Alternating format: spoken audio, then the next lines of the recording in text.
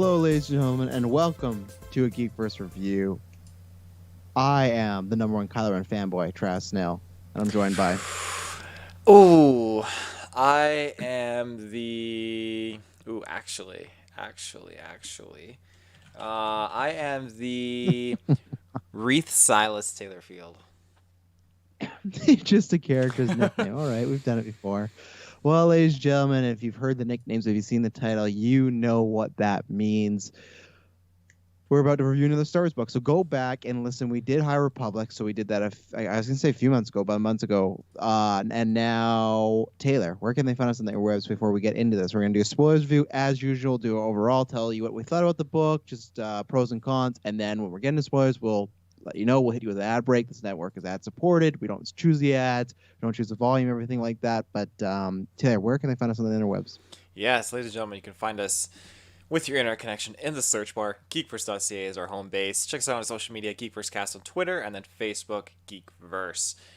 Make sure you check us out on Facebook because we have the Marvel Legacies poll that's popping off right now, and it is just start of the third round tonight. So we're dropping into it with Hulk versus Human Torch. So that's a rowdy pairing, but I believe Human Torch has the lead, a strong lead actually. So Until Taylor comes in there and wants to change things up. That reminds me, February 27th. Check out, we're doing it after 9. There was a controversy with our Facebook polls. It's going to be the trial of Taylor Field. Taylor doesn't like the title, but I don't care. That's what we're calling it. I'm going to start asking people to be on the jury right now. If you're patron phase 2, you can be on the jury, join the call. And we talk a bunch of other geek stuff too, but it's a fun time. That's usually my favorite cast. Every time it's happened, I'm like, oh, we've had a lot of good casts this month. And then that happens, and it's just fun.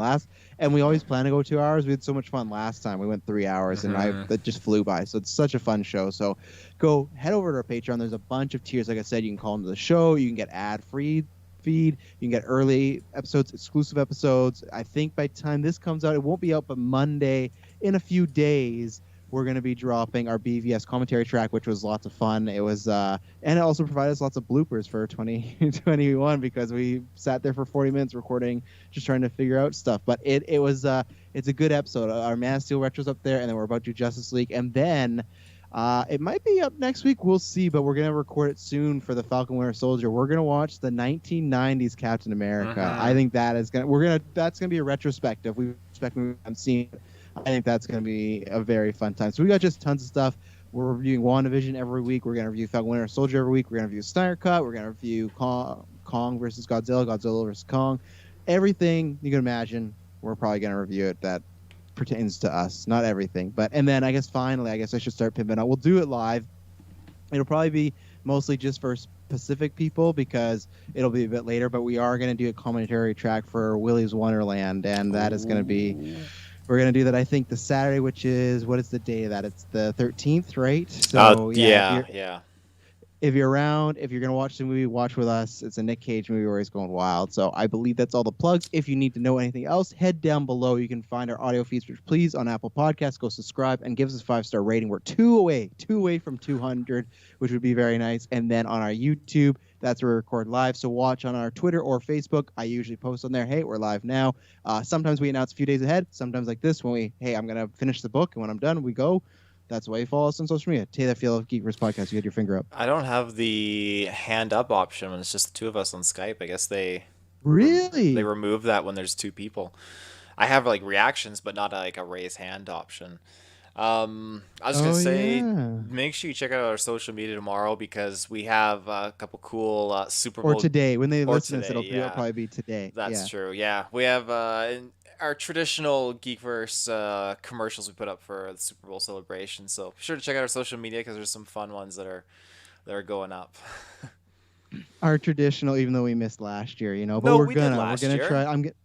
No, I checked. It was 2019 we did, and then 2020 we did. So we're gonna. But 2020 was weird. That's when COVID started. So we were all over the map, right? That was when we really couldn't see each other. So ladies and gentlemen, we got a bunch of stuff. That's why I just head over to Facebook or Twitter. Just tons of stuff popping off. Check out our podcast network, 7 days a week, 10 shows. So GeekVerse is just flowing nowadays. And thank you to everybody because it wasn't our biggest episode, but last month was our second biggest month, which is pretty impressive because it passed our biggest month that was held for like a year and something. So we had our biggest month, then we had our second, and our WandaVision reviews each week. That's getting bigger. So again, if you like it, you spread it, you share it. We really appreciate it. So now the foreplay is over. Let's get in this book. Like I said, we did review this first book of starting off this new era of Star Wars, this new connected universe. And so you go back to that full spoilers review. We quite enjoyed it. I think we had pretty good high praise for it. You know, beginning maybe a little rocky. But Taylor, what did you think about this? Obviously, we have a history. We both, again, you can check out this review, Master Apprentice. We were massive fans of that book when that came out by Claudia Gray. You can go check out our review of that. What do you think of her next book in the Star Wars universe, Into the Dark? Yeah, this was great. This was just it was a fantastic book. I guess already having that foundation from Light of the Jedi and a little bit of a window and perspective of this era of Star Wars definitely made this book even more better. And that's something I really strongly recommend. Yes, you can tune into this book as its own standalone, but I can't fathom it enough the fact that you need to read Light of the Jedi first and just let that kind of build this universe or this era for you by reading this book. Again, the characters in this were so connectable. The plot was really, really involved, and it was just one cohesive story where you could learn these characters and it wasn't jumping around too much all over the place. Some novels do that, and it's not that it's like, oh, my brain can't follow two separate storylines, because I mean it can, but when you're telling a story in a novel, I like when novels are just focusing on a main objective, a main group of characters, and Mm-hmm. it just has that direct cohesiveness to it. I like that. Point A to point B with lots of surprises in between. That's what this book has. So, highly recommend it. It is a must read. Any Star Wars fan should do it. And again, I'm seeing people online in the comments bashing this new era and everything like that. But I'm thinking to myself, like, you guys, I guarantee you, these people have not read these books, but they're good. Like, there's some good stuff in these books. So, I don't know. Haters are going to hate. Yeah, that's a can of worms that maybe that's a place for maybe one time you and I will both try to get on Stars Alliance and talk that with Katie, because I feel like that's more of a deep seated like hater. Like I see this get plastered with like this is the SJW Star Wars stuff like that, and I do agree with you that I don't think the majority of those people that are bashing this have read these books, or they've read like an excerpt out of it and that's it, you know, and then they base their whole opinion off that. Which I'm not saying these books are perfect or they're the greatest Star Wars of all time, but it's like I think there's some pretty good stuff in there. So one, if you watch the video version, too, a very nice choice of the sexy background there. Thanks to everybody, because as we progress on it, we have moving wallpapers. It's looking very Spider-Man 1-ish, the credits with the cells and Yeah, everything it like that. does. But I will say, you'll have to do this for the next book review. I thought for sure you were gonna have stars, moving stars in it, because of Star Epilepsy. It Wars. just, I feel like it preaches epilepsy. Like, Well, couldn't you? No, but couldn't you not moving? I'm not saying like fucking like warp speed or anything, hyperdrive, like whatever. I'm saying like I thought you might just have like space moving around, but I don't know how that happens. So check out that. Two, it's funny. So I will push back, and I think you could read this on its own. There's some oh, connective you tissue, but I could, think. but I just, Mhm. sorry, I just feel like there's the reading Light of the Jedi just added a lot more weight and just Yeah. understanding to it. No, okay, I agree there. I thought you were kind of saying it was essential. I think it's one of those kind of best sequels, or like we talk about the MCU. And the reason I'm saying MCU is because this is a comparison. They're creating a universe, right? The High Republic comics, stuff like that, where I think some of the best MCU movies are. You don't have like Black Panther to me, which is the best MCU movie. There's connections, and I think it's enriched a little bit if you've seen the whole MCU, but you don't need it. This one, I think there's like a few things you need. You'd be like, you know, especially more near the back half of the book, you'd be like, okay, that's a little random. But I think the bulk of the book, you don't need it, which is a praise thing. I think it's good of like it's connect. You don't have that overbearing of you have to know this character, know this character, know this location. It's like it feels exactly like if you read the comic books, or if you read the books, you feel like a little more fulfilled too when they drop stuff. You're like me for the first time, like I know what that is, you know, because I'm really these are the most books I've read and or you know audio books I've done as far as Star Wars. I've dabbled in them before, but now we have a streak of them. So I really enjoyed it. I liked it a lot. I go back and forth as far as if I compare it to Light of the Jedi, because I think Light of the Jedi, the high highs are way higher than this as far as like the hype moments, but I think this book overall start to finish is better. I think it's better written. No offense. This guy, both these people are better writers than me, but I just mean like I agree with you that we talked at that beginning that book was kind of messy, and I feel that that book had this problem of too many characters kind of all spread out. This is mostly focused, I'd say, on 4 and 5, but like even 2 out of the 5 of those characters are supposed to be like supporting characters, minor characters. They're not supposed to be like with the that previous book. It felt like you didn't know who the main character was. Where this, I feel like you got your grasp. These are your 3 main characters. Even then, you're like one main character, and there's lots more that are important. But I think Claudia Gray is just, and again, I'm more of like the mainstream casual Star Wars fan, but I'm obviously more than that because I'm reading books, I read comics and stuff like that. But I just feel it's kind of one of those that she just has such a good grasp on Star Wars in the world. I think she has a good mix of putting real world or new stuff into Star Wars and not feeling too real world, if you get my drift. Like we talked about before, Taylor bugs me, but like there's certain curse words I don't like. There's one point where a character did say something that was cool in this book. I didn't like that. I don't think they should use cool as a slang, but that's just like those are just little trash nitpicks. It's just weird to say or weird to hear sometimes, but I think it's a great book. I think it's another good addition to High Republic. I think I'm trying to think of any cons I have are not even cons per se. They're just like things that maybe I didn't enjoy fully. So it's one of those things of like, oh, not like I don't like it because it wasn't done that way. It just didn't really speak to me. I think that I like there's a character, and it's not even non spoilers. Oh my god, now I'm forgetting his name. It's Reeves, right? Reeves is the guy who's your nickname, right? It's just Reeves. Reeves. Okay. He is, as far as like the good guy side, he's easily my favorite character as far as what we've got in the High Republic. I like a lot of the other characters too in the last book we talked about, but I think his journey was really good. He provided a different perspective that we hear about with Jedi, but we don't get to see that much because like it's not cool to see in my movies. Like people want lots of action stuff, and that's the best thing that I like Claudia Gray because she does all the Star Wars stuff, adventures, action, mystery, all that stuff. Even though I love that, I feel like she does mystery really well, like the thrill and the intrigue. Like this felt like Brendan Fraser's The Mummy in the best way at times when they're like doing certain things, like what does this mean, and like even little Harry Potter vibes. So she's great at that, but I think what she's the best at is getting into these Jedis and all the characters, but specifically the Jedis, their psyche. That's the best thing about Master and Apprentice was you have these two a master and apprentice. They both, like each other, but they both feel like they're not worthy or they don't fit one another. You have Obi-Wan the whole time in that book. These are just minor spoilers, questioning like, I'm not good enough to be with Qui-Gon Jinn. And Qui-Gon Jinn the whole time is like, he should be with a better master. But then they both kind of rebel against each other. And that's what I love. It wasn't like they're struggling with the dark side. It's like, it's these two it's a master and apprentice trying to find their way. How do we work together?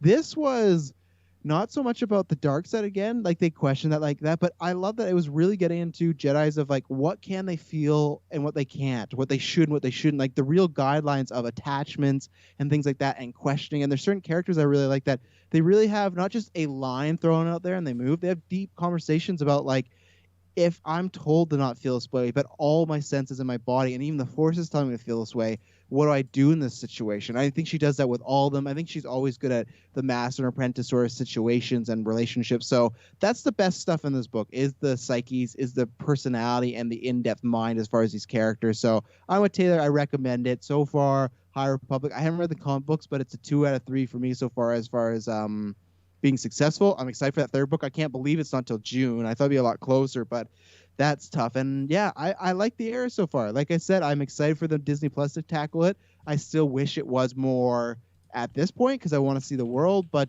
yeah, I think they did a phenomenal job. And Claudia Gray, who have not read all her Star Wars, that at some point I'm going to go read Bloodline because people always talk about that. But Claudia Gray, as far as new books now, she always kind of has me as far as, I'm going to be there day one. So anything else, Taylor, before we get into spoilers? No, I think that's it. So, ladies and gentlemen, we're going to throw to our first ad break. Like we said, we don't pick the ads. We don't choose them. Sometimes they might be a little loud, so just beware. But we're going to throw to our first ad break. And then when we get back from that, we're going into full spoilers. So if you have not read the book, now is your time to tune out. And you can come back later on. So we'll be right back. And we're back. So, Taylor, where do you want to start with this book? Because there's a lot to cover here. Yeah, where to start? I was trying to find one of the characters' names. And I think it was because it was Reese Jedi Master, and I believe her name was Jorah. Jorah. Okay, that's what I Yeah, thought it we was, met. but I wasn't sure if it was Jorah or not.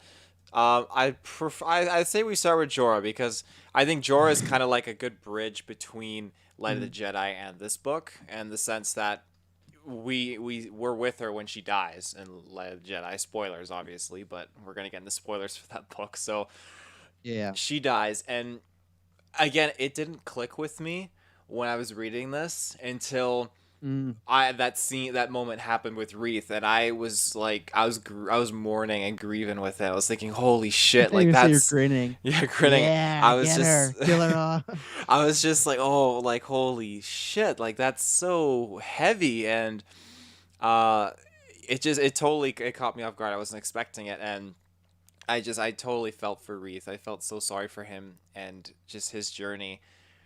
Um, Again, maybe that's why I like him so much, is because I do feel like he's like an Obi-Wan at times with certain things. Yeah, I could see that. I honestly think that he like not. It's a weird comparison. I feel like he's the closest thing to Yoda we've ever gone, which sounds strange to say, but Yoda to me, until the prequels, which he does fight most of the time, even in the Clone Wars, like the animated series, it feels like he's never fighting that much, and I love that. See, like Obi-Wan has some of those things as far as maybe personality, but his morals are really different than Reith because Hmm. like Reith to me wouldn't be a general in the Clone Wars or something like that. You know, like he would have been one of those guys like I don't want, and that's why I like that we've always heard there's Jedi's that they prefer the studies and about learn about the Force and the history of it and everything like that. But they're always those side characters. They're always on the count. It's like you can never follow the guy who doesn't want to fight, right? And even in the first few chapters when he cuts a guy's arm off, he's like super regretful and he hated doing that. And I love when he like describes the sound of the bone and flesh crushing and burning. But like it really stuck with him. So that's where I think maybe some personality quirks, but I think mentally he's not the same as Obi-Wan. That's what I really appreciate with Reith as far as it's a Jedi that I'm sure it's out there because I've not read all canon, but as far as canon I've read, and especially the stuff like I enjoy, there's not been a Jedi that really wants to step away from the fight. Like he said, like if I never have to like ignite my lightsaber ever again, I'd be fine. That I'm paraphrasing, but like that's his absolute last result, and I really like that because it was following him and it wasn't making him like a weakling. It wasn't making him like, oh, we can't bring him in the battle. It was just that one, the book later on proves like his smarts help him out, but two, I just like that reverse of that. Yeah, there's Jedi's that don't want to fight. They're just so connected to the Force, and that's what they're focused on.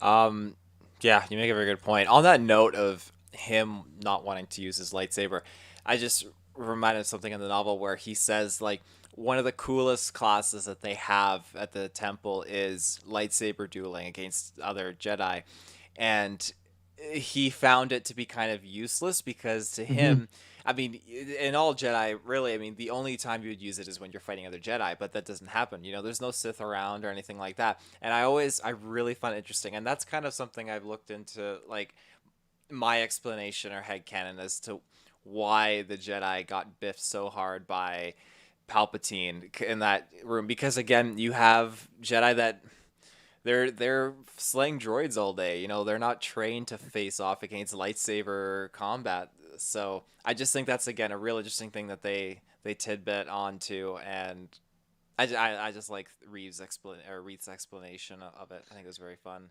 One, don't get me started on that Palpatine Sith room scene in Revenge of the Sith. But two, I guess I didn't talk about her as Jorah. I had a feeling because I had remembered the name, but I was like, we already had enough problem remembering some of the names the first time we did what was it, Into the or Light of the Jedi. And that's just because we're just meeting these characters.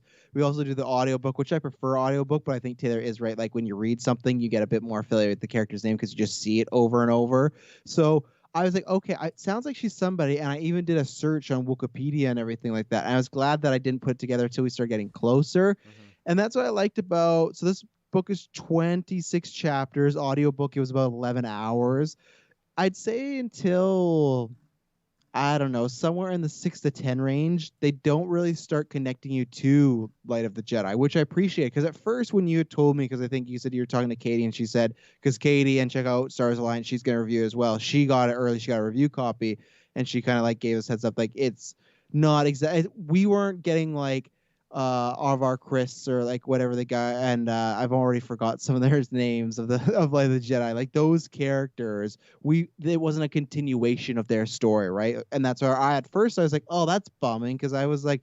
I was investing in them. I wanted to move forward. I really like the villain. If you go check out Marshawn Rowe, I really enjoyed. So I was like, oh, that sucks. But then I like that it was connected as we went forward. But the opening of the book is just it's on its own, nothing. But then Jorah dies, and they start setting up the timeline of the Nihil and everything like that. And you start hearing other things they talk about, what Starlight Beacon about to open. So you start to go, okay, this is happening right alongside pretty much like the Jedi. So that's why I like that they get you in the book first, they get you in the adventure, they get you in the characters, and the opening of the book wasn't fucking 20 chapters or whatever it is. Like, yeah, and some people like that, but I just laughed that I think in the audiobook, Light of the Jedi was 14 hours, and then this was 11 hours. So to me, it's like, oh yeah, if Light of the Jedi would have cut that 3 hour opening, maybe that would have made it better too. Because this book, I didn't get through it as fast because I was working and I had the day shift where I was, so I don't get headphones there.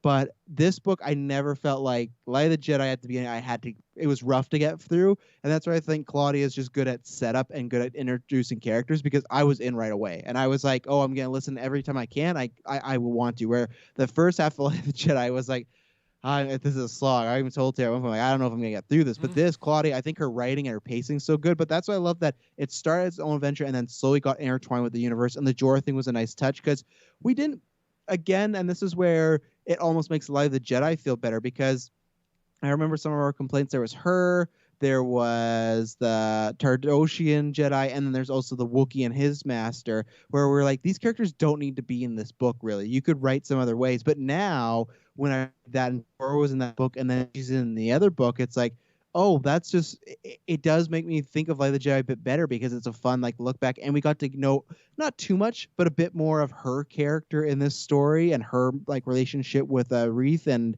yeah, I really liked all those connections, and yeah, sadly we don't get to know Jorah too much, but I like that she gave like we'll talk about everything, but she gave Reith that little kind of riddle as far as like how did the Jedi cross whatever it was called. Do you remember what it was called? It was like the arch, the light center arch arch. or something. Yeah, and then the whole time, like even it was or Dez, her. There's a Jedi in this story that Jorah has already trained, went on to become a knight herself, and now she's a new apprentice. And when he tells him that story, because he's trying to get some info of like, hey, like you were her apprentice, so what do you think she meant by this? And Dez like, I don't know. Jedi cross it all the time.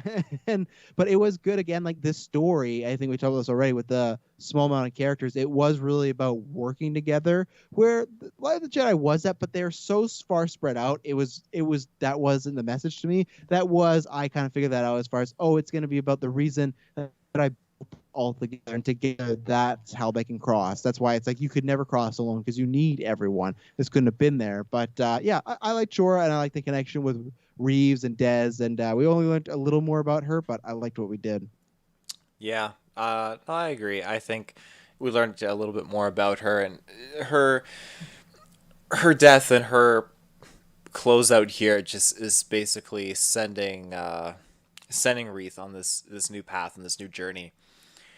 And it's again something very interesting because the only time that you can really get to experience a Jedi losing his master, at least visually, is when Obi-Wan loses Qui-Gon Jinn. So to get another take on that in this sense, it's just the way Claudia wrote Reith just made me feel like he wasn't embracing the dark side, but he did have a significant moment where it felt dark, and Jorah's voice came into his head and made him calm and collected. And the Jedi Council again was not helping. And I just find it funny how these Jedi Councils operate. I understand that they're going from a logistical point of view where, what did they say? The gain does not outweigh the outcome or so the rewards or something like that. It just wouldn't make sense to send Jedi back to the space station to try and find some Nihil when the space lanes are all catastrophic right now, like all that kind of stuff. So it's just the council's just really, really funny. But again, they did their mission not by lying. They told the truth, and they just beat around the bush a little bit with it. But again, I really do like Reed's character a lot. I like how Jorah set him up. I like how he had that dynamic with Dex, just two opposite ends of the spectrum, just kind of working together. And I did think he died. That was just that when Dex was kind of ejected to that other space What's his station. name? Dex or Dez? I thought his name was Oh, Dez. maybe it is Dez. Yeah. I think Oh it's my his Dez. gosh, all these Yeah. Jedi. Oh, there's a lot, and these names, like the main characters had all right ones, but there were some ones they introduced too. I was like, how do you even think of that name? Like, I'm never gonna remember that. It was like some side character or something. um, the other Jedi was Cormac, I Yeah, think. Comac. Yeah, Yeah, so he Comac. Yeah. became Reeves. Damn, this Reeves shit. Reeth's new master. And Hmm. I really, really like that. Again, I thought Comac was like a little Avros Jr. I thought that's why you Well, were you going to be all said over it. that. Well, you said that, but they didn't prove. Like, I was looking for that. Did I miss something? Like, he didn't get on with anybody in the book. Well, not in the sense of like getting it on with anyone, but just his view of the Jedi and the things he Yeah. was saying seems so much like Rael Averos. Well, that's what I was gonna say as far as it is, but I think Rail definitely has. He talks to Qui-Gon about the Jedi being misguided and the Council being misguided and stuff like that. But I think he's also more just like such a rule breaker and a rebel. Where Comac, the difference is he's questioning the rules, but Rail feels like he'll just do it just to like show like, look, I'm just being a troublemaker. I'll drink, I'll sleep with all these women, I'll do all this stuff. And also, I think remember Rail, like he's suffering from like kind of PTSD, so he's just trying to bury himself in anything. Comac to me that's where I was. He's the second character I was most interested in, and even his moral I was a bit more interested as far as when that younger Jedi, I think he was a Jedi Knight, I can't remember his name, but he dies, right? And then, or was it because it wasn't Dez? Wasn't it a different Jedi, or was it Dez? Well, That they he was thought more Dez died, but he was right. just transferred to the station. So, like you were talking about, and this is the Jedi probably at the most like it's arguable when they're at their most like hoity-toity and whatnot, but this is like they've had success and they're just like riding high pretty much, so they are very nonchalant.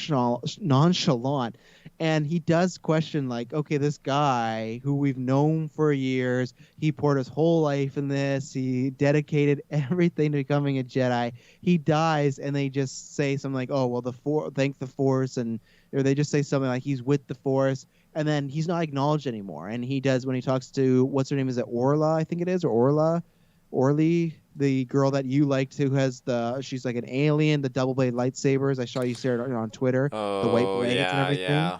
I think it's Orla, but anyways, her, when he's talking about like, I'm feeling all these things, and they always say like, feel what the Force is telling you, and he's kind of like, the Force is like telling me that I should feel sad, but then you're not supposed to feel emotions. So that's why I like that. There's this great guy, and he sees someone else on the crew. I think it's like with the Queen and everything like that. Someone else passes away, something like that in this mission, and he sees these other people getting to mourn and soak it in and have these feelings, and they're hugging each other and crying.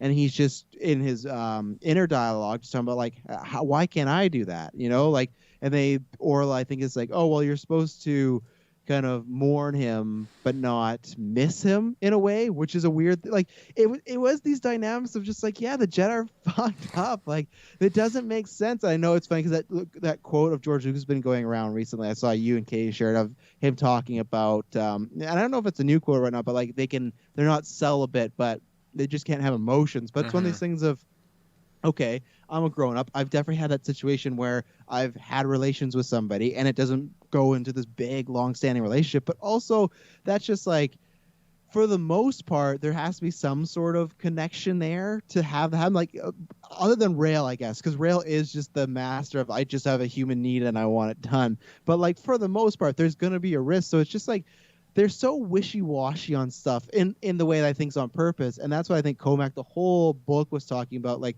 he's just lost, but he is the difference. Where Rail, he went off the bender and was just like, screw this, send me on missions. Rail Alvarez just wants to be sent on missions so the Jedi Council won't watch him. Where Comac took on Reeves to like, I think, try to like get back to that, find a linear, like find a centering in himself to make it work out to be okay. Somehow this should make sense. The Jedi are giving me stuff. I don't really understand how to deal with it. I don't know how to emotionally kind of contemplate. Oh my god, I can't say it. Contementiplies. Do you know the What word I'm the trying to say? fuck word is that? Compartmentalize. Oh man, Oh, my brain. compartmentalize. Yes, Yeah. thank you. That's exactly the word right there. And he's just trying to figure out, how do I compartmentalize my feelings with being a Jedi, with all the stuff. And I really like the angle he had. And it did feel like I'm very interested to see where he goes. Because even at the end when Reith was talking about him, he was like, he thought he was going to turn him down. And they didn't hint at him being dark side, but he did say like there is a risk of us just completely shunning the darkness because we are, one, cutting ourselves off from learning about it, and two, we might let it grow in the shadows, which kind of happens. And that's the thing where, so like the morning, and then I'll throw it over you, the morning of Des, when they told him kind of, mourn him but don't miss him, and then just kind of move on. He's like, well, that doesn't make much sense. We should still be able to respect a fallen comrade. Like I think he even says like we're not even gonna like not have a funeral, but we're not even going to go any further to talk about him. We're just going to ignore that he died pretty much. So there's that.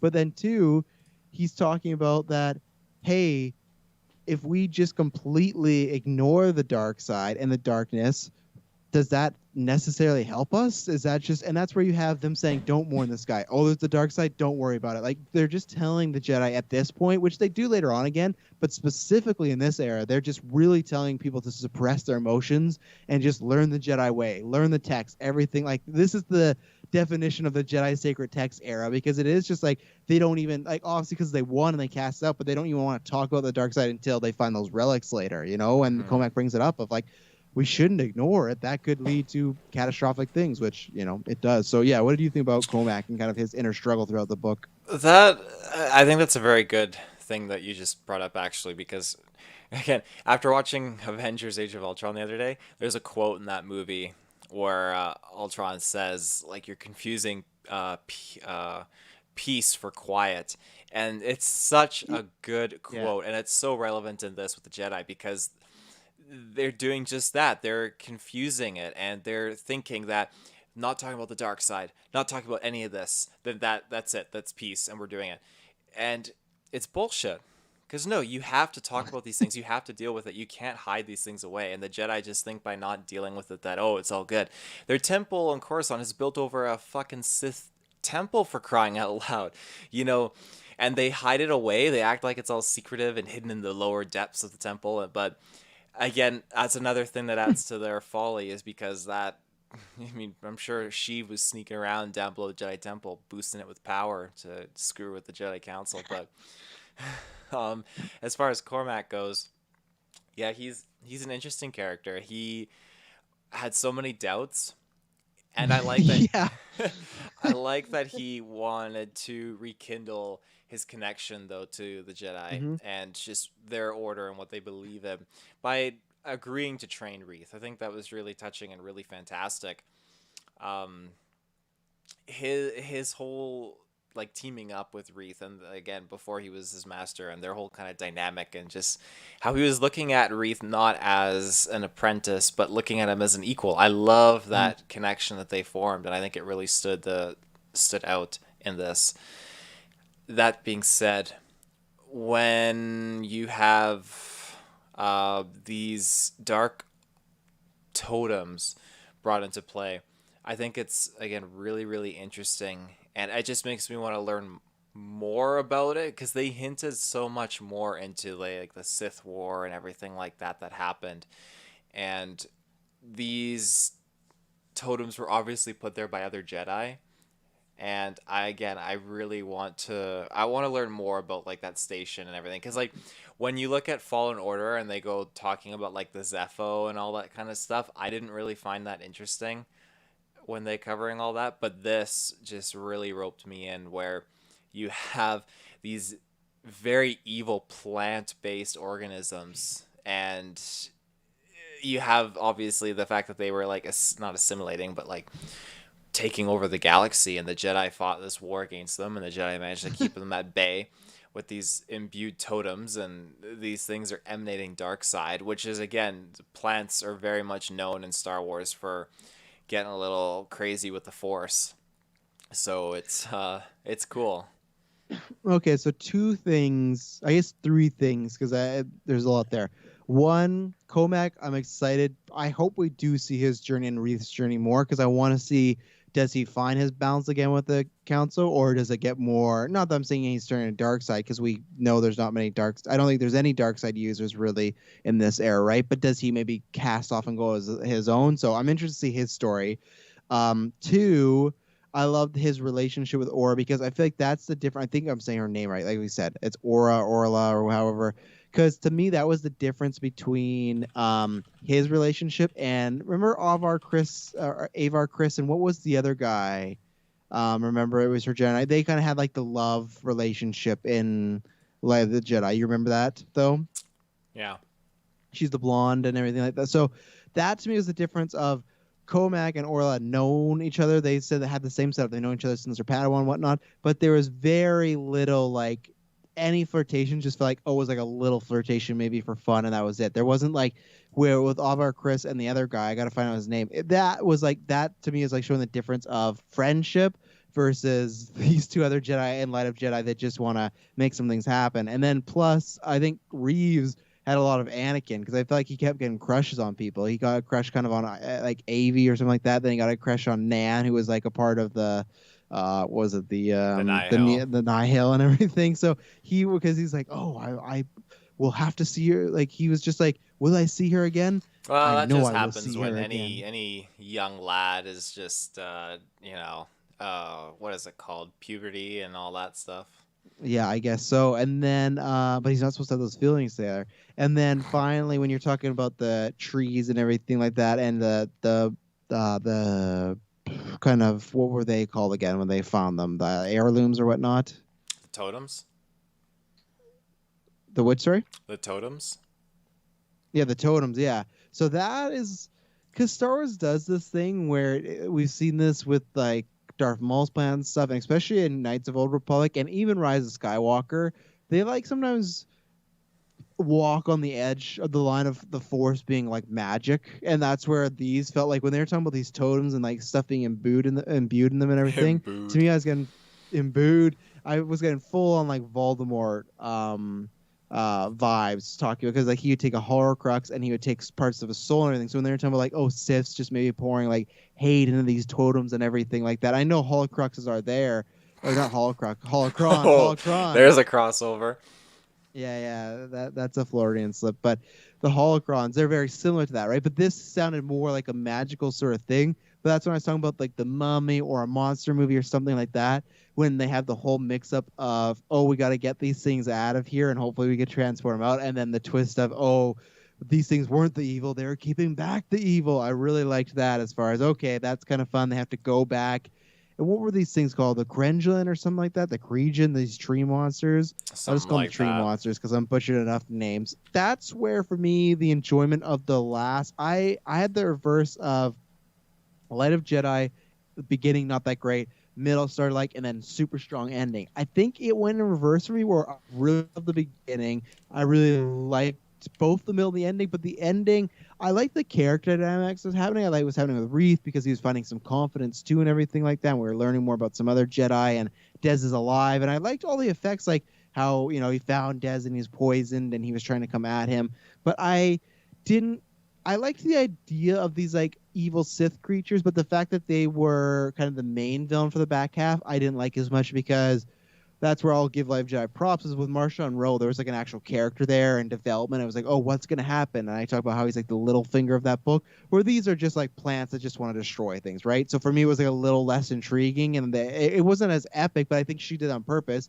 The ending of Life of the Jedi is like the Nihil going to war and they're attacking everything, where this was very nice and kind of personal and everything like that. So I did like it. I just couldn't invest in the tree monsters as much as Marshawn Rowe. But I was disappointed because you were like, oh, the ending, well, I won't talk about it. But at the beginning of this book, I swear when they were talking about the tree monsters, they mentioned something about there being a purple light or something like that. And I thought we were going to get the reveal of what we saw in Life of Jedi with the... I gotta find out his name. He's like one of the, like I said, our Chris's like potential love interest, and it's like, the purple, the Jedi were freaking out, right? And like, what is that weapon and everything? Oh, like Loden but what did Greatstorm. you? Loden Great? Who? Are you? Yeah, the one that was captured, right? by Marchand Rowe. Is that the one you're talking No, about? no, no. I was. Yeah, well, he showed him that. No, I was talking about Aubrey Chris. Remember, she had that, the guy who they credited for not like almost figuring out the Jedi mind trick. You know, who was her partner. I'll find out while you're Mm. talking, that Jedi people. But yeah, I thought when they mentioned a purple light, I'm like, oh, we're gonna get that reveal of what this power is. I thought that was gonna be the thing of like all these Jedi we meet are gonna be the ones that die in that vision in the purple light, but that didn't happen. Marshall Rose doing something else. So, what did you think about like kind of the evil trees as like one of the main villains, or I guess kind of the main villain? You had some Nihil sprinkled in there, but they were more on the side to do with Reeve's story. Yeah, just to kind of go along the trend of what you're saying about force and like the magic and Hmm. these items and stuff being imbued. I definitely I don't ever get like the sense of Harry Potter with it, but like for me, Sith imbuing objects, I 100% have always kind of just felt that way. And again, that comes from the comics because you have like the Sith. Oh, why can't I remember his name? There was a Sith architect from the Darth Vader comics, and yeah, Mammon, yeah, Lord Mammon, and so he imbued his helmet so that he could still possess people. Essentially, if people could put the helmet on, then he possessed them. So again, Palpatine was a big collector of these things, and the Sith loved to live forever. So again, that was something they do. They imbue things, and it's just like a way for them to cheat death. Essentially, that's why there's so many like Sith spirits that always like pop around again later on. So I guess that's why in Rise of Skywalker, and I wish they dabbled in more because as somebody that's coming the mainstream fan, they didn't really do that in the movies, right? Like that type of idea. So that's why for me, I guess I associate that more with magic and Harry Potter because there's not much. It's more about vision and feeling and stuff like that. In Rise of Skywalker, they talk about Palpatine being around, but even then they kind of chalk it up in the books and everything to like it's still science because he's cloning stuff and things like that, right? He's not a spirit taking over his body. So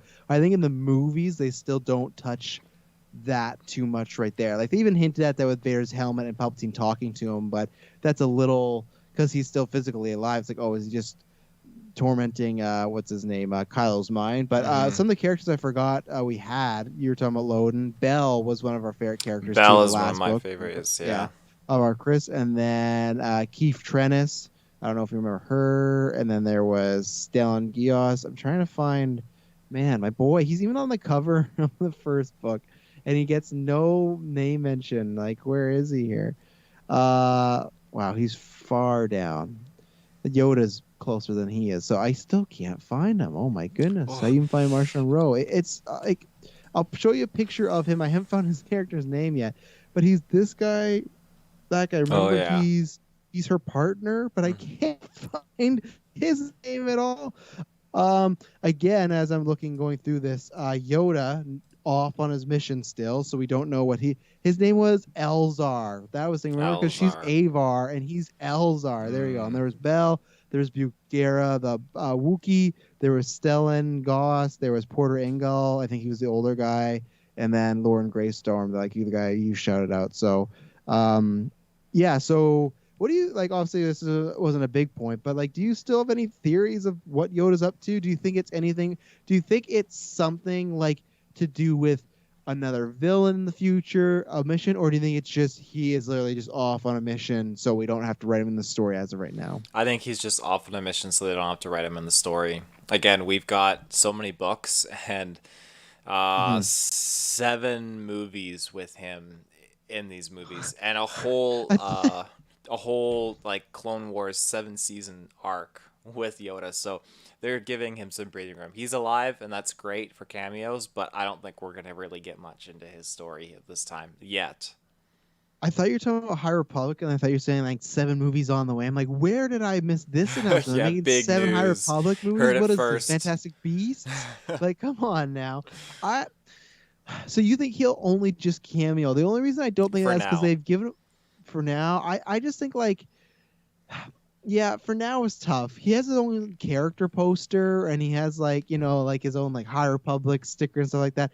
I do wonder because the only books they've announced are these books right now, right? Because there's the last two, and do you know what the third one's called coming up in June? It's It's something the dark again, Rising right? Storm, I believe. Right, and that probably is going to be like a big head-to-head combat with Nihil. But those are the only three and announced, right, as of right For now. now, yeah. And those all come out this year. So I imagine that comes out in June. Oh, right. They actually I can't remember. Did with a Star Wars Celebration, did they skip 2021? Right? They did. They skipped it, I think. Yeah. Okay. So that doesn't make sense because I thought I was like, okay, they were going to skip, like they were going to have everything out by June, and then you got June, July, and then August. And August there will be these books, but I would assume that we're going to get more High Republic books next year, right? Whether it's from these writers or other writers. I would think, like the first book, we don't know this book, but the first book by Charles Soule was it literally got to #1 New York Times bestseller. So it was successful. Whatever narrative people want to put out there about these books in this era bombing, it's like, if you don't like it, great, but they're selling very well and stuff like that. So do you think we get more books next year? And do you think they are new writers or any of our writers we know?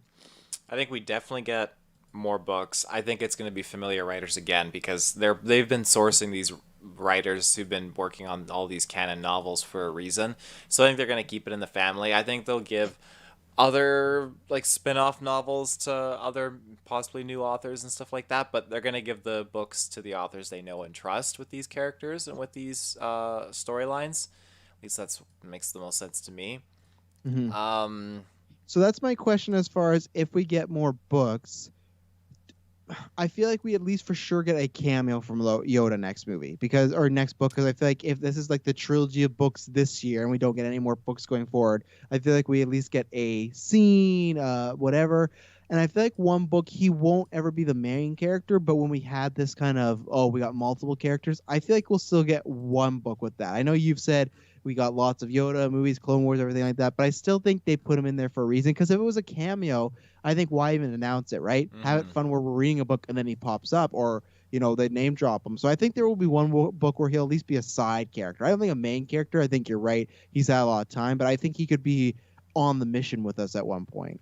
Yeah, no, I agree. And if they were to do it, I think Rising Storm is going to be a good one because, I mean, even the name, it is implying that the Nihil are going to be popping off. So, and it's a 14-hour novel as well. I think it's around the 14-hour range. So, You have that information already? yeah, it says it on Audible when I pre-ordered it. It says like Really? 14 hours or something like that. Well, just fucking drop Um, the book. It's clearly done, Like, what's going on? oh yeah. So yeah, you're talking. I'm trying to think of when you get that. The other character I quite liked was, I think her name was was it Avery or Aubrey or Avy? Do you remember? She was like the pilot of the ship with Lee Rocks. You remember them?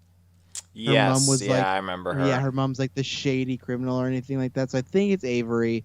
I think I'm screwing that up. These, like I said, I listen to audiobooks and still don't have the names, but I liked her. She's like has this struggle, like she's trying to impress her mom, and then she finds out her mom might be kind of going behind the pilot's back and giving them wrong information. I think I liked her relationship back and forth with Lee Rocks. I like she was kind of a guide to asking a lot of questions. Lee Rocks sound like a complete just Michael Rooker Yondu ripoff in this audiobook. Like the whole time he speaks exactly like him.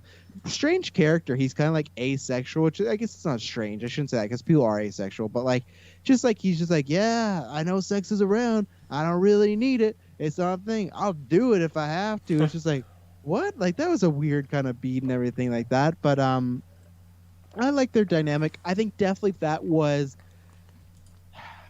the part I was least interested in, because she finds out about her mom being, potential shady, but like there's not like a big confrontation there. It's just kind of you got to go your own way, and now her and Lee Rocks are together. So I liked their relationship. It reminded me of Claudia Gray had those two pilots in Master and Apprentice, right? So kind of similar to that. But so I liked it. But if they would have cut it out of the book, I don't think I would have missed it too much. But I did like you had her and then all the other Jedi. I didn't feel like there was a waste of characters, because we even talked about in the beginning of High Republic how we met like a bunch of captains and stuff like that, who were just a bunch of characters that were just kind of around. Like we didn't really care about them. We didn't invest too much. So I like that. Okay, if we have these two characters that are honest with the journey, they did give us some story. So I liked them, but that was probably the times I was least invested in the book, when they're off on their own. So what do you think about, like I said, I think her name was Airy or something like that, and Lee Rocks, the two pilots, the main ones. I like their chemistry, like their dynamic, their relationship. He was definitely like a mentor father to her. I really liked how she just wanted to not like prove herself, but just rise up in the ranks of the guild, get her own ship, and all that jazz, and again exonerate her parents and learn the truth. And I just I shouldn't chuckle at it, but I just thought it was like funny because you have these parents just trying to like save a buck on fuel, and they just thought they were gonna blast off, and they just fucking blow themselves up. Like that's just so horrible. Like not no not that every character needs a badass going out party in Star Wars or something like that, but these characters are just like she obviously loved her parents so much, and she just learned her parents just died trying to save money and be cheap. Like it's so unfortunate. So Yeah, it's not the way you want to go. You hate to see it. yeah, but again, I liked her dynamic with the boss, and that was cool how like the evidence that they found out with the guild and just how things were working with that station. That station was like the key, and it was just very Mm. much in Star Wars. 'Cause it was so convenient that they managed to find that station and just to go there, and all this Oh stuff yeah. happens. So Yeah, like how many times in Star Wars do people just dress up as fucking stormtroopers and they get through? We just had the Mandalorian again this season. Like, oh man, it's yeah, pretty easy to get through fucking security sometimes in these movies that are supposed to be like the the bee's knees of like I don't know. Once one person did it, they should have had a system in place. To be like, let's make this never happen again. When you like, I know we have our helmet on policy, but when you enter, you're taking the helmet off for like at least 5 seconds so we can see your eyes. So. yeah. Where else did you want to go? We talked about Comac. We talked about the Jedi. We talked about the mission. We talked about the evil trees. One thing, and made me cringe, was when Wreath was they were going through hyperspace, and they managed to save a bunch of people on the ship, and Wreath saves this baby Wookiee, and the baby Wookiee Oh rips yeah. his Padawan's like hair Ooh. thing out of his head. Like that's and he was pissed. Like I gotta regrow it back. Like that's so horrible. Yeah, I love that when he was. I love when he goes through, like he makes this jump and there's like this fire and heat and everything and like brushes past him and they say like he's all charred and everything, like not dangerously, but just like there's a bunch of black smoke and ash on him and then but when you remove the Wookiee, there's just like a baby Wookiee print on his body and Mhm. everything like that because the Wookiee was holding on and yeah, I like that explanation of, like the Wookiee's trying to grab him for life and his like claws are just digging into him. So I like that we're getting some Wookiee loves in the High Republic area. So Dylan would hate this book.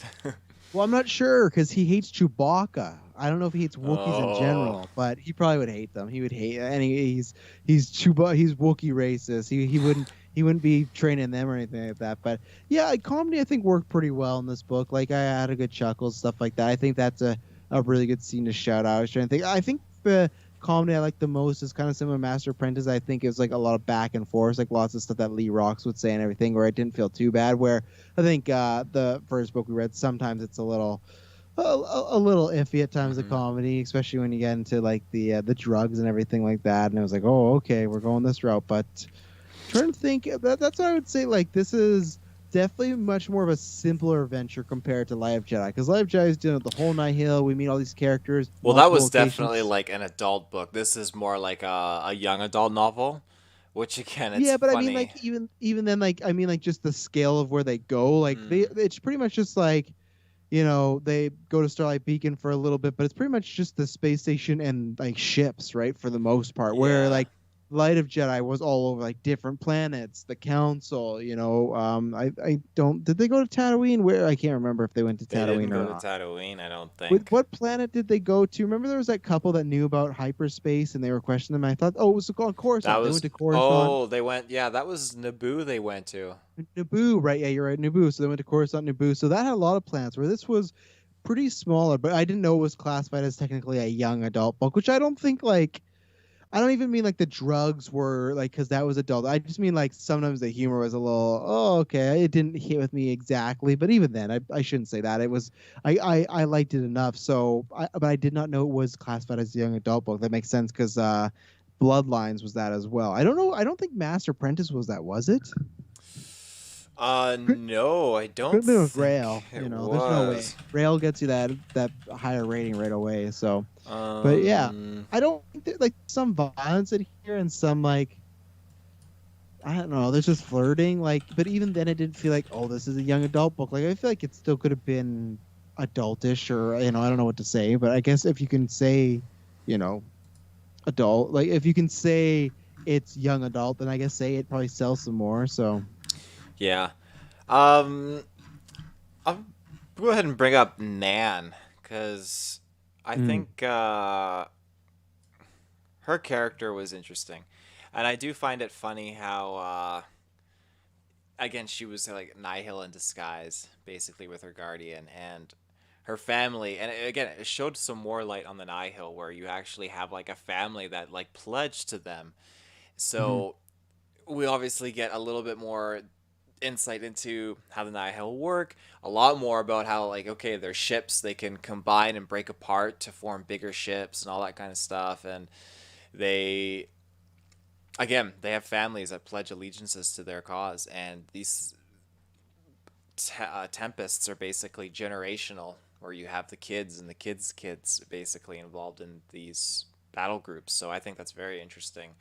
Well, what I found interesting about her was earlier in the book they get in trouble and Reese saves her life, but she gives him like a mulligan of like you saved my life so you could go. I found that very interesting because to me that's not how the Nihil read in. No, she likes them.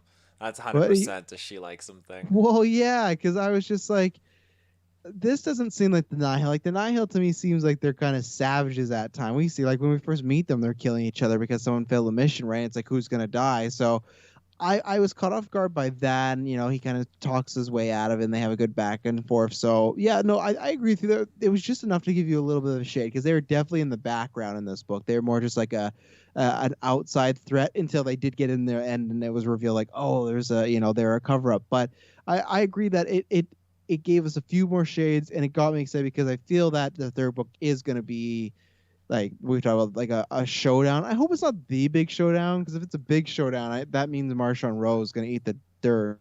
Because I think when the big showdown happens, your main villain has to go, and unless there's other villains coming up, I just feel like I'm fine with the Nihil to be around for a while. Yeah, So I think they'll be around for a while. I don't think because I mean he hit the high note in Light of the Jedi, and again he was mhm. in this for 5 minutes at the end. So I think like 2 minutes. I don't even know if it was 5 minutes. again, I thought it was an awesome cameo because when Nan was just talking, like the Nihil leader, the eye, like the high almighty, like she was just like flabbergasted by him. And then Yeah, I was the leader. the leader. I wasn't sure if he was actually going to start talking. And then when he talked, I was getting super excited and hyped because it's like, oh yeah, Marshall Rose back. And he's just totally understanding like oh you had a right to be afraid because of the Jedi and sounding like what's this pickle from Jupiter Ascending.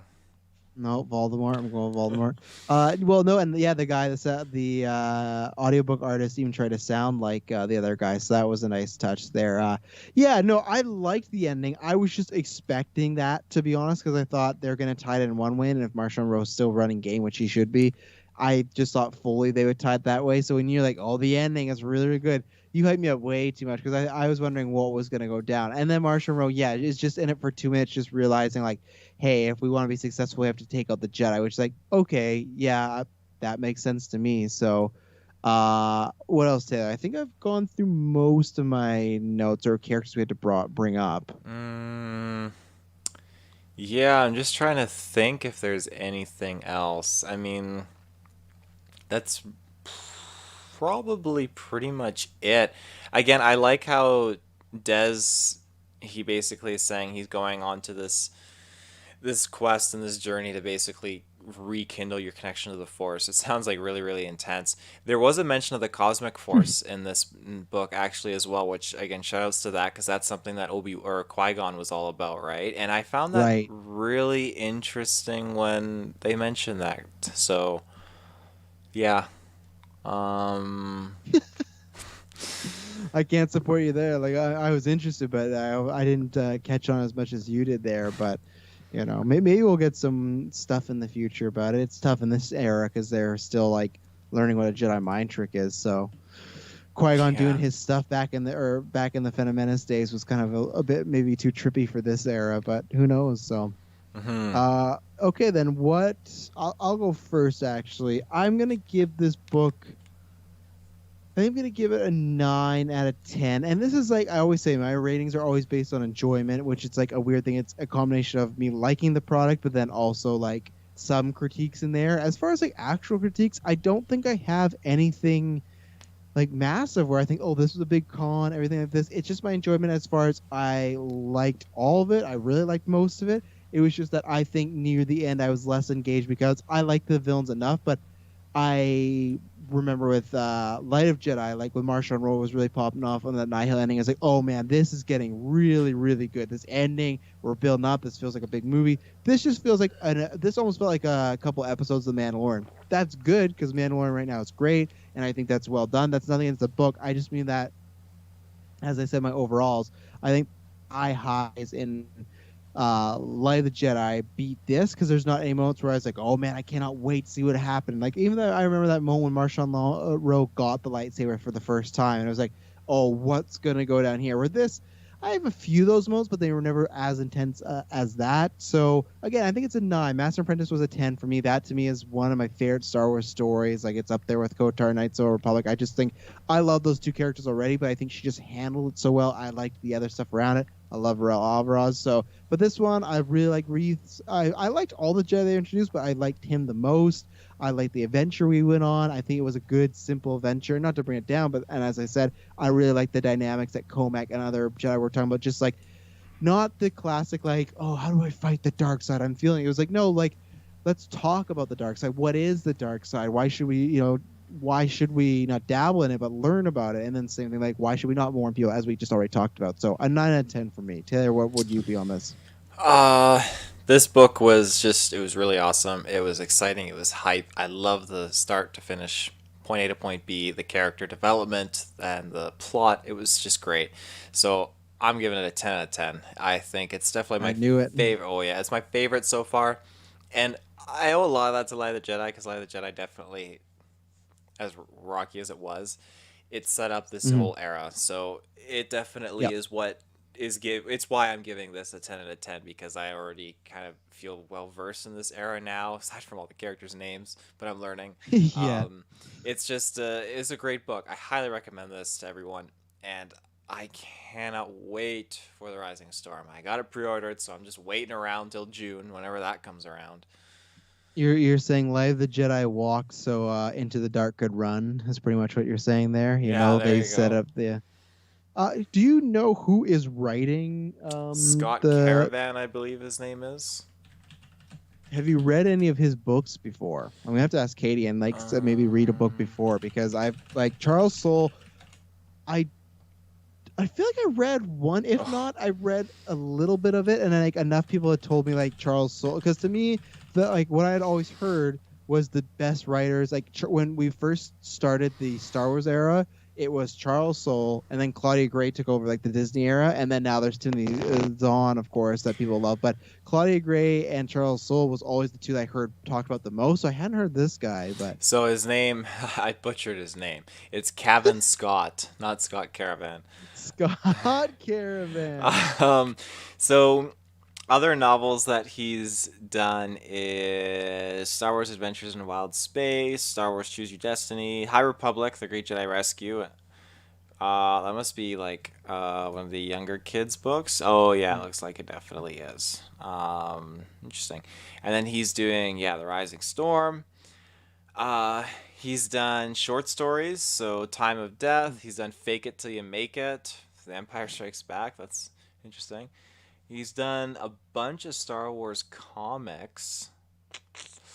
Um, he's done Star Wars Adventures, Tales from Vader's Castle, Return of Vader's Castle. Okay, so he's definitely got a lot of Star Wars under his belt. So Yeah, he does. I guess the only thing, yeah, I'm gonna probably message Kate. I will, because I know on Stars Alliance they are doing like reviewing part of it, but I still they do some news and stuff like that. Maybe I'll ask her for a show question. Even if not, I'll ask her privately because like usually like with what is it with Claudia Gray before Master and Apprentice, I'd heard Bloodline. Charles Soule, I don't think I heard a specific book. I think I no, didn't he write the prequel? Not the prequel, but the stuff that tied into Rogue One. I thought.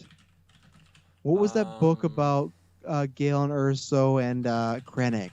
oh Give me right. Yeah, get me Yeah. the books. Get me Charles Soule and let's hear what he's done because that's where I feel like at least heard his name, but then for a while I was like, you got to read this book. This guy, I'm hearing his name for the first time, and none of those books you talked about were any of the ones that I heard like shout out as anything great. I'm not saying anything against them. I'm just saying like with these first two, I had some hype already because I had engagement from other fans. And comics could be good, but that's a bit difficult because I, He's done you know, some good comics. He's done the Lando one. He's done the limited series Obi-Wan Anakin. He did the Poe Dameron one. He did the Darth Vader Dark Lord of the Sith series. He did the mhm. limited Rise of Kylo Ren series. That's Um, not the one I dislike though, right? Is that the one where it's his origins and stuff like that? it might be. And this is Charles Um, Soule, or is this Steve here or Connor Charles Van? Soule is the writer. Okay. Um, Any books, or has it just been comic books? I thought he did a book. let's see here. He did, yeah. So he did Light of the Jedi, and he didn't do that. I can't find any other books that he's done. Okay. And then there was that other guy, Chuck Wingdig, who was big in the comics, but then Star Wars separated their relationship. So Charles Hmm. Soule, let's see here. Yeah, okay. So this guy was just Charles Soule was known for that Vader comic that was really well received. So that makes sense how I Fantastic heard his comic. name. Yeah, I still haven't read it, so this Kylo Ren one I'll have to read. Star Wars: The Rise of Kylo Ren. Collect 1 to 4. I think it is him. Yeah, I didn't like it, but you know what? I never fully read it. Just that first issue kind of turned me off because I just felt like, you know what? He wrote Vader, and maybe he thought Kylo Ren was a bit too much Vader. So you know, maybe one day you and I have talked about that. Maybe wonder if it's on fucking Marvel Unlimited, my boy. Oh, We'll have to yeah. check because if you haven't heard, which you wouldn't because we haven't talked about on air, we've talked about we're gonna read some comic book stories and whatnot. Because Kirk was like, I'd like to get some more knowledge on like Wand and stuff like that, more surface knowledge. So with our GeekVerse, we're gonna get a GeekVerse one, and we're gonna talk like I already have Marvel Alliance, but we're gonna get a joint one. Or sorry, not Marvel Alliance, Marvel Unlimited, and it might be on there, and that could be interesting. But I haven't decided if I was going to call it Comic Book Club or if we go with a fun name to get people in of calling it Comic Book Virgin because it's going to be Oh, I you and like that. Kirkman's. I think, yeah, and I want you to start thinking of a sexy logo for that. So I think Ooh. that's the name we go with, Comic Book Virgins, because I feel like that's like people, it's a little tasty. So, yeah, that was a little rant. You got to hear us talk about books and what. So you know what? I'm excited. I'm excited, and I hope the guy does well. And then when he does, I'll have another Star Wars writer. And then after that, I want to hear. This is the other thing I want to ask too, before we go is, obviously we'll hear some more announcements like this. But so Timothy's on. He's still doing his Thrawn books, right, and stuff. Mm-hmm. Which maybe one day I'll have to get into. Perhaps I'll have to maybe dip my toes into it. Maybe once I get finished Rebels and I get Mandalorian, or we get closer, maybe I'll start. But have they announced, other than Thrawn, any other books that are non-High Republic? I mean, we got the Thrawn Ascendancy trilogy because I believe No, there's more books coming I did there. say But any books that are non-Thrawn. oh, you said non-High Republic. Oh, sorry, yeah, yeah, you're right. Okay, so that's why, yeah, we have the Thrawn books, but I just wonder if we're gonna get many books that are not have to do with High Republic anymore, or that are just High Republic. Sorry, excuse me again, I'm tripping over my So books words. that are only High Republic No, not that are like because not. all I can think of is the Thrawn book Um. announced, but what did you search? Just like Um. Star Wars upcoming books or something like that? Oh, this is an interesting one. Okay, okay. So I got. Wow. So we have another High Republic novel called Out of the Shadows. Whoa, the cover is insanely Nihil heavy. I'm gonna send it to you. Oh, that's hype. That comes out in 2021 in July. What? July? This July? Oh, what the hell?